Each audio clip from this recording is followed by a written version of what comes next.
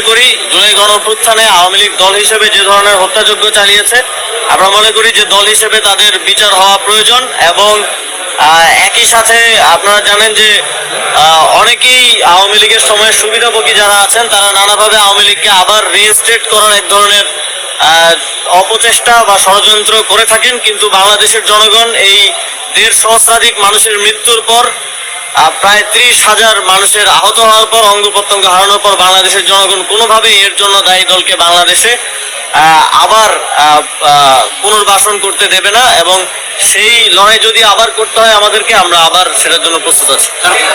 আজ আন্তর্জাতিক অপরাধ ট্রাইব্যুনালে চানখারপুর এলাকায় 5ই আগস্ট 6 জনকে হত্যা করার যে মামলা, সেই মামলায় আমি সাক্ষী হিসেবে হাজির হয়েছিলাম। এবং জুলাই গণঅভ্যুত্থানের যে সূত্রপাত কোটা সংস্কার আন্দোলন থেকে শুরু করে পুরো আন্দোলনের ধারা বর্ণনা দিয়েছি। কিভাবে এই আন্দোলন শান্তিপূর্ণ একটা আন্দোলন থেকে বিনা উস্কানিতে সরকারের হামলায়, ছাত্রলীগের এবং আওয়ামী লীগের হামলায়